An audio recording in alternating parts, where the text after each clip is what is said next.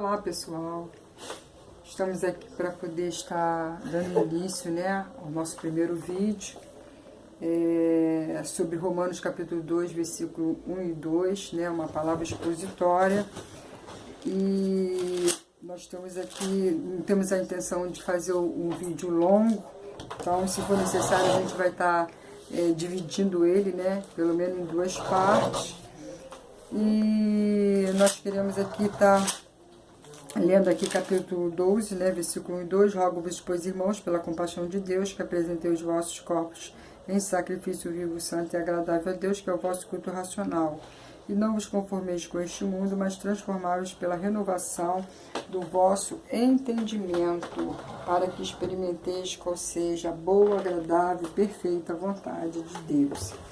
Então, Paulo aqui, ele está rogando, fazendo um rogo, implorando, é uma palavra bem forte, levando, trazendo assim, tocando no emocional, do ser humano. O Espírito Santo, através de Paulo, está tocando no emocional, e a gente vai ver por quê, isso mais na frente.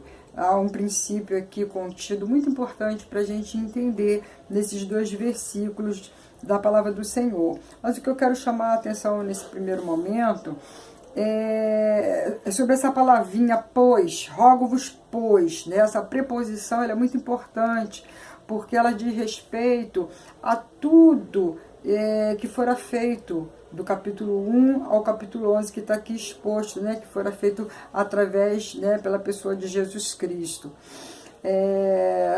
São duas grandes temas, dois grandes temas dentro desses capítulos, que está relacionado à nossa vida cristã, que é a segurança da nossa salvação e a vida de união com Cristo. Toda a palavra de Deus, ela vem falar de um relacionamento. Então a gente vai ver através desse capítulo 12, principalmente esses primeiros versículos, que a operação do Espírito Santo na nossa vida é uma operação que começa de dentro para fora, uma operação no nosso interior. É a fé que se desenvolve no nosso interior.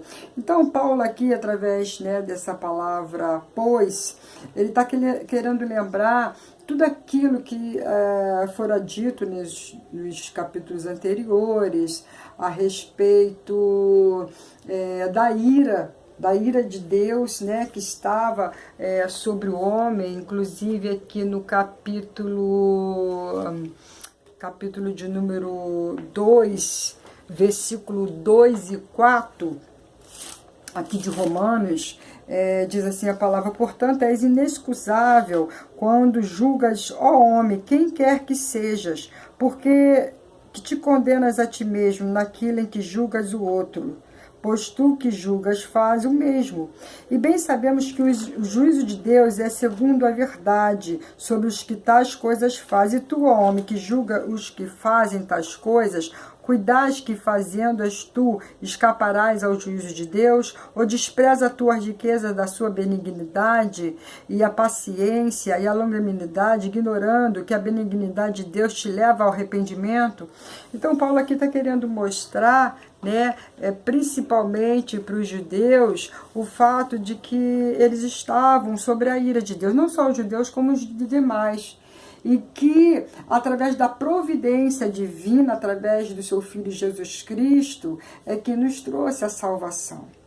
Então, é muito importante, toda essa doutrina, ela é muito importante, ela que deve estar baseada na nossa fé, é nela que nós devemos ler, aprender, assimilar, e aquilo que, na verdade, era até então uma realidade objetiva, através do sacrifício de Jesus na cruz, é necessário passar a ter uma verdade, uma realidade subjetiva no nosso coração, onde Deus, através da nossa oração, da nossa súplica, Ele traz revelação e entendimento dessas verdades.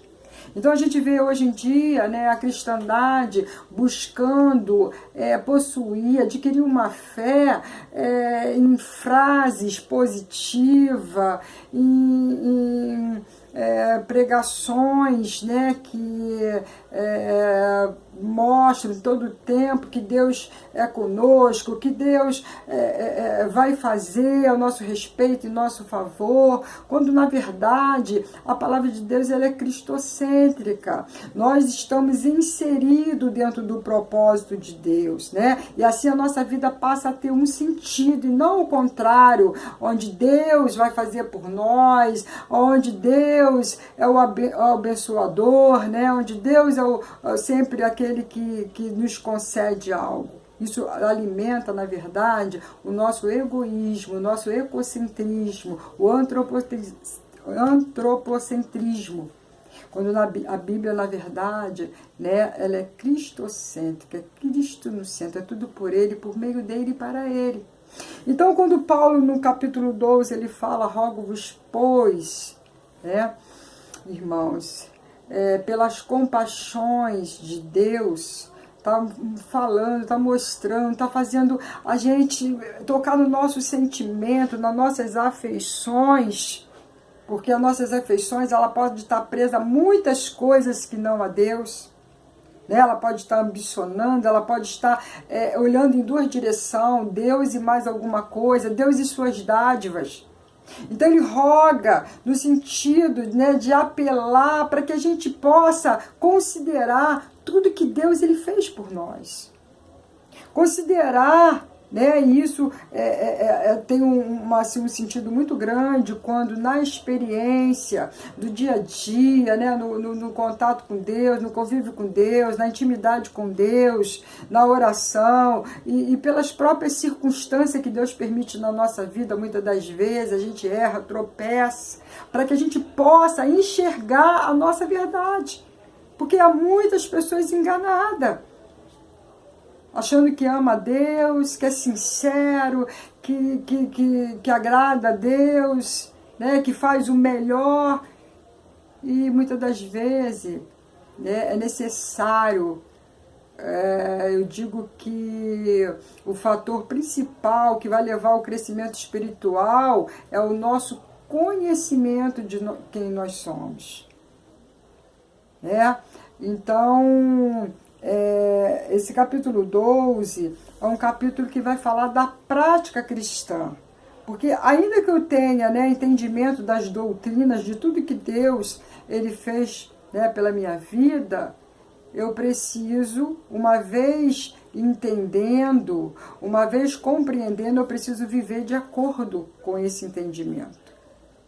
Então, a minha intenção aqui é estar trazendo, dentro desse capítulo 12, dentro, né, do que se espera do cristão, um oferecimento de gratidão, de amor, né, porque a gente vê que todos os servos do Senhor que foram alcançados por esse amor, né, por essas verdades, em que permitiram, né, que a palavra tivesse lugar em seus corações, assimilasse essa palavra como verdade para a sua vida, foram homens, mulheres capturados pelo Espírito Santo. Homens e mulheres, como diz lá em Êxodo, capítulo 21, falando sobre a lei dos escravos hebreus, né, falando que 7 anos, né, ele servia ao seu Senhor e no 7º ele tinha liberdade de ir embora, mas ele não queria ir embora, né, ele queria continuar servindo ao seu Senhor por toda a sua vida, era o escravo de orelhas furadas. Então a gente vê, né, que o poder que tem a palavra do Senhor unido a circunstâncias que Deus, né, vai trazendo para a nossa vida para nos trazer um crescimento na fé. Bem diferente desse evangelho que a gente vê hoje, né, que não tem como prioridade a palavra de Deus. Parece que a palavra de Deus ela não é suficiente. Precisa da palavra de Deus e mais alguma coisa. Precisa agregar mais alguma coisa. A palavra ela não é suficiente, não é eficaz para alcançar os objetivos do Senhor. Mas a gente vê o contrário lá em 1 Pedro, 2 Pedro, capítulo 1, a partir do versículo 4, fala que tudo que diz respeito, uma vida de fé, de piedade, foi nos concedido. E nós devemos acrescentar a nossa fé, a esperança, a paciência, a perseverança. A gente tem que ir agregando. E nós fazendo isso, a gente não vai tropeçar em momento nenhum. Então,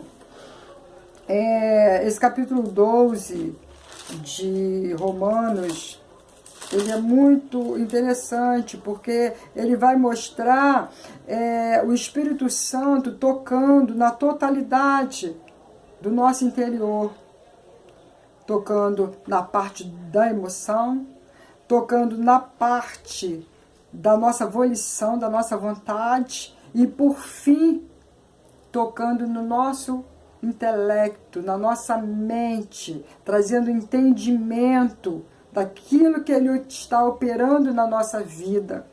E através desse ciclo de operações, nós vamos crescendo no conhecimento e no entendimento de Deus. Mas aqui fala sobre a questão de nós nos apresentarmos como oferta viva. Nos apresentar, falar da nossa vontade.